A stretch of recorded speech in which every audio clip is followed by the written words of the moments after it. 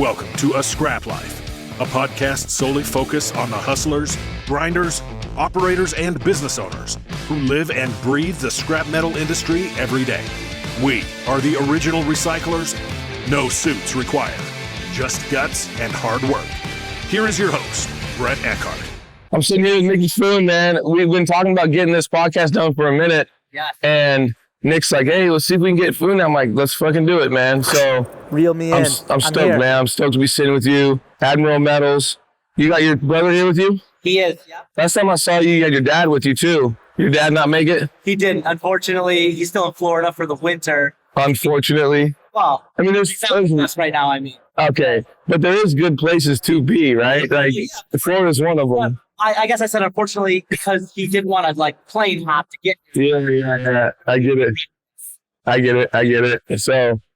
So just you and your brother, you're looking at equipment and looking at really like anything that just looks like too good to keep passing it. All shiny and brand new, they spit shined it, put it on the floor. We painted it. So got it like looking nice. I don't think there's anything specific we're looking at.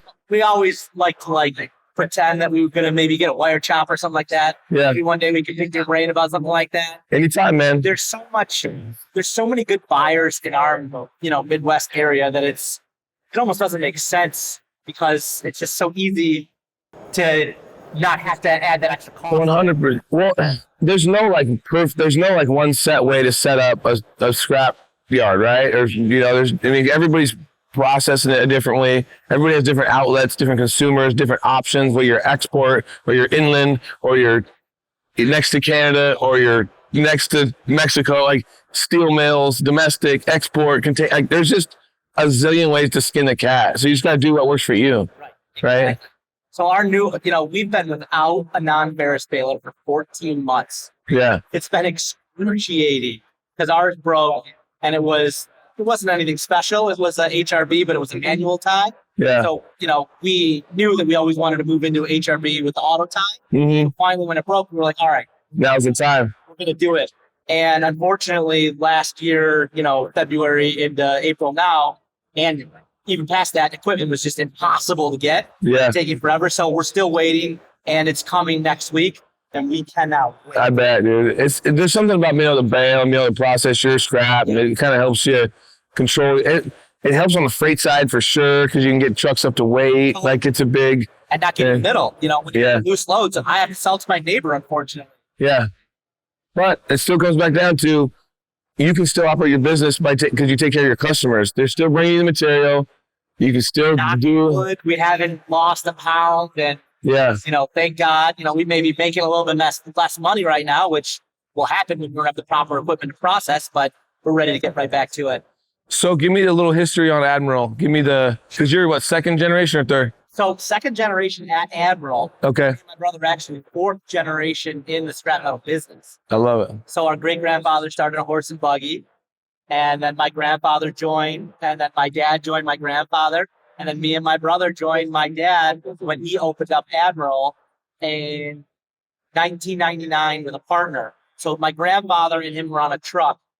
Peddlers, just picking up from plants and dropping it off at scrap yards like ours or yours. Yeah. And my dad was like, why can't I have a place? We could do this. And my grandfather was no overhead. No, I don't want anything more. That's where you get your model of efficiency we were talking about earlier with your kids. So my dad's like, you know what? I got to try this. And he found somebody and they started it. And God bless them because I think we have one of the most tremendous locations in Metro Detroit for walk-in. What year was that? 99, my dad opened the doors at our place. And it was way smaller. Me and my brother have expanded it since then. Yeah. But, it's been amazing to learn because when my dad and his partner started it, even though they had gotten off the truck for the most part, they still were selling to the same scrap yards for the most part. So me and my brother were the ones that really learned how to take it to the next level of cutting out the middleman. So your dad, he's in Florida right now. You say he's been there for 4 months. So is he still active? And when he does come back, when he's not down there summering? He has a few industrial towns that he still is in charge of. Okay. And then when he is home, he is at the yard unless he is laid up, which is almost always. He's always there.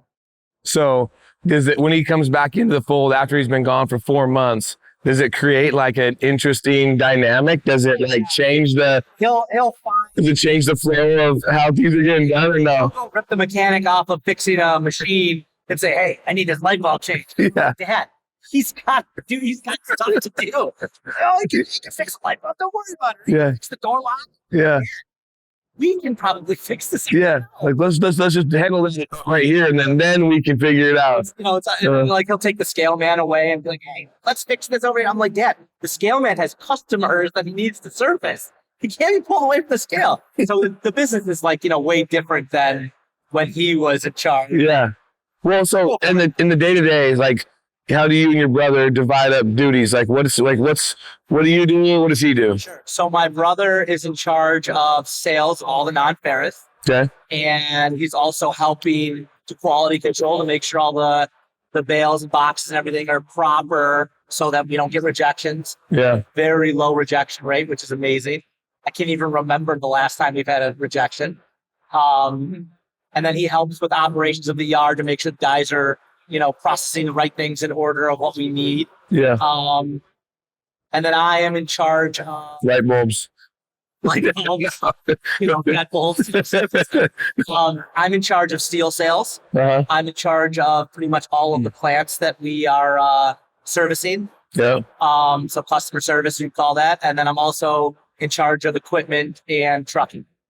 So even though we have a mechanic, I'm still in charge of, are we going to buy a refurbished pump or are we going to buy a brand new one? Yeah. It's quicker, what more stuff like that. I feel like that's the only way you can make it work, right? Like if you're going to have two brothers or family, like everybody, there has to be a lane, like a very defined lane. Like that's your lane. This is my lane. We're going the same direction, but absolutely. And people have always asked me that, and like, how do I work with my friends, right? And guys that we do, and I was like, because we all know, like, here's what we do, right? Like, here's what you do, here's what you do, here's what you do. If you don't step out of your lane, and I won't step out of mine, and we'll all still be able to get there, and we'll all still be able to like enjoy in the, Exactly. It's too big for you or I to do all of the pieces ourselves. Yeah, and that's how you scale too, is how you grow your business, is if you can get good people in certain positions that are really good at stuff. You're like, okay, you take care of that because you're really, that's like kind of the sweet spot for you. Yep. And I can, like, just certain things that I'm just incapable of, not good at doing, right? Like, that's why we have, people that do the accountants, and that's why. Job. So you guys do like roll off boxes, bins, like what? Yep. So you guys like full on, Yeah. So we have 3 full-time drivers. Okay. We have roll-off trucks and lugger trucks. We service, I don't know, I've lost track, 100-something plants that we pick up from. Nice. Some of them come back to our yard. Some of them we sell to other scrap yards that are bigger and have better, drainage, returnings and stuff like that. Yeah. And then some of the plants that we deal from generate volume where we take it plant direct to smelter. Okay. Nice. So it's pretty, it's pretty diverse what we're handling. I never really consider us a broker. I guess, the plants that I pick up from and go directly to the smelter, I'm a broker with an asset, I guess. Well, it's like the difference between, say, a trucking brokerage and like an asset-based brokerage, right? So, like, if I can't get to it, then I can, with my own truck, then I can get someone there to it's the same concept. It's every year actually bring the boxes and handle it. And I think there was Bob's Metals in Portland, and Mike, his dad, like, that's kind of what they did, right? For years and years. I mean, they ran the roll-off trucks, they had the boxes, they had everything else, and they actually came in, I want to say in 2000 and, don't quote me, Mike, I'll probably fuck this up, but somewhere like in the 2006, 7, 8, somewhere in there, and actually put a actual facility in. Oh, wow. And so, which was a big move at the time. And I think if you talk to him now, he'd say that's one of the best moves that they ever made, right? It was going from just trucking it and handling it and kind of being that broker type. And then also now they can bring certain things back, process it, reprocess it, package it, repackage it.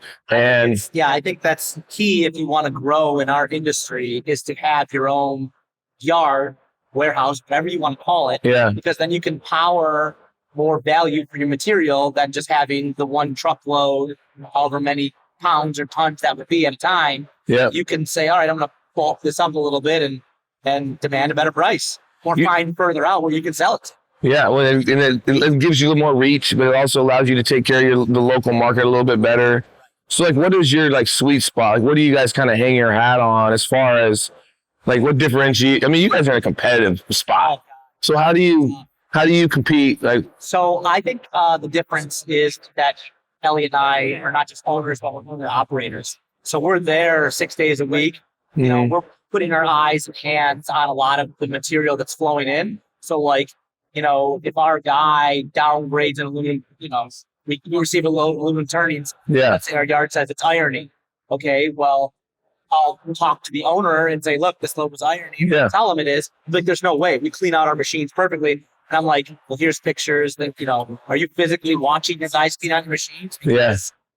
We deal with 100 of you guys, and this happens all the time. Yeah. I hear the same story every time. You know, our machines are clean. There's no way. And I know you're switching between steel, iron, and aluminum. Yeah. Because I have a dumpster in your plant for steel and a dumpster for aluminum. Yeah. You know, it happens. Or the guys, $18, $20 an hour guys, are dumping dump hopper in the wrong bin. It just happens. And, you know, it's not my fault. It's not your fault. But the material's no longer the same value anymore when that happens. So the difference is like, we can back it up a little bit better because we're physically there and seeing it, and I can provide some good proof to them. And I think that they like the handheld touch, which is very tough to scale. And that's what keeps me up at night is how can I scale that? But I think that's what differentiates us is that me and my brother are physically handling a lot of stuff and in contact with the people that are in charge. Customer service, man, like just relationships and keeping the relationships and not getting short-sighted, right? I mean, you guys have been doing it long enough. You guys have been in the game. You understand like the tricks of the trade. Like you're not going to pull one over on you, right? Look, And it's very simple. And I say it to almost every single new plant that I try to get. I'm like, there's no way I'm going to be the highest price. Yeah. You can call 3 guys after me and each one are going to be offering you more money. The question is their service going to be there? Are they going to answer the right questions? You know, are they going to pay you quickly? And are you going to have any issues? Are the weight's going to be right? Like I could pay you $500 a ton, but if I only pay you for half the weight, you're not getting $500 a ton, you know? So many guys with assets in Detroit that dump off on other scrap yards. And they're like, well, he's paying me, you know, $20 more a ton than you're offering me. I'm like, well, he can't. But that's like a tough conversation to have. Yeah. It's like, well, I'm not here to call anybody. I'm not here to call anybody a thief at all. All I'm saying is like the proof is in the pudding. It's in the customer service. It's in like, does the weights match up? Does everything match up? Does the reporting make sense? Am I downgrading? Am I not? Like the proof is the opportunity to service the customer. absolutely. So your brother, where's he at? Is he out there? Is he in there looking at equipment right now? Last night, like you guys, he's just not man enough to keep us together. Sorry, Yeah, bro. he could have been on the podcast and he decided he didn't want to get up. I don't blame you. So you get your new baler next week? Yes. What'd you buy? We're excited. We want the Harris Badger. Okay. It's been a long time coming. I'm really excited. I was just telling you that we own a Harris as well. We own a Sierra baler, but we own both, and we bought the Harris before I think Sierra was making their non-ferrous balers. So they both are good balers. Sure. Like from my standpoint, like they both make good balers. Now to each his own. Like there's always a. And you said you bought the Badger, which is what? The Badger. It's still an auto tie baler. It's an auto tie, closed door. Yeah. It's got an 11-inch cylinder. So typically they come with a 75 horsepower motor, but I went with a 50 horsepower motor because of some power restraints. Yeah. That I didn't really want to upgrade. The difference with that is that the speed of the ram going back and forth increases from 17 seconds to, I believe, 25 seconds or something like that. Mm-hmm. So, you know, if I was getting, you know, Ford scrap nonstop and, you know, having like, you know, tons an hour, I'm not doing that. So it's not going to be that big of a deal. What's like the traditional mix of scrap in your area? Like, I mean, it feels very industrial, right? It feels very like machine shoppy. Like we are buying several grades of steel and iron. Okay. machine shop turnings, steel turnings, cast iron borings, and there's short shovel turnings, which is, like really fine steel turnings. Okay. So there's 3 different types of turnings. Yeah.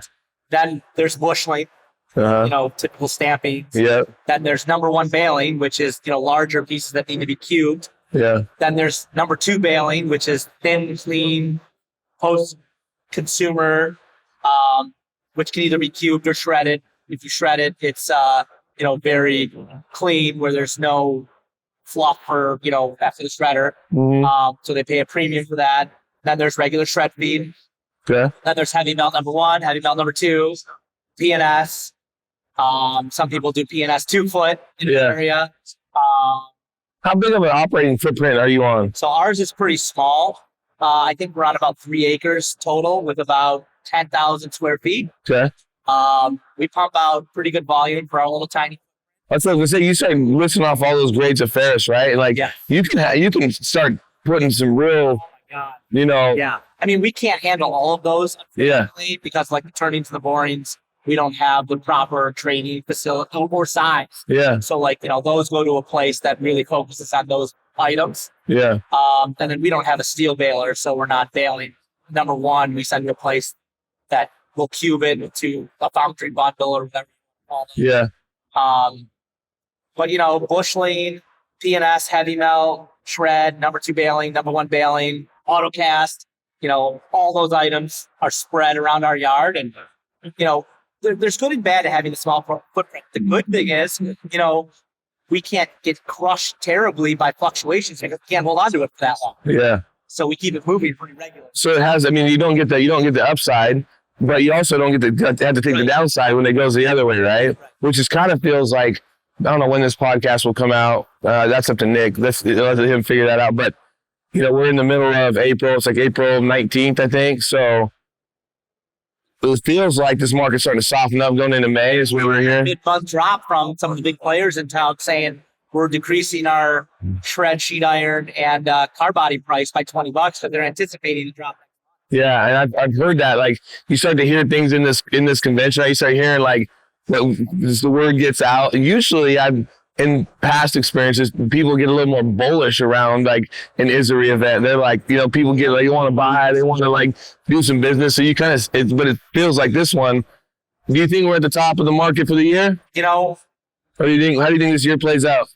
I'm wondering if it's going to be similar to last year. We're going to now have down months until November again. Yeah.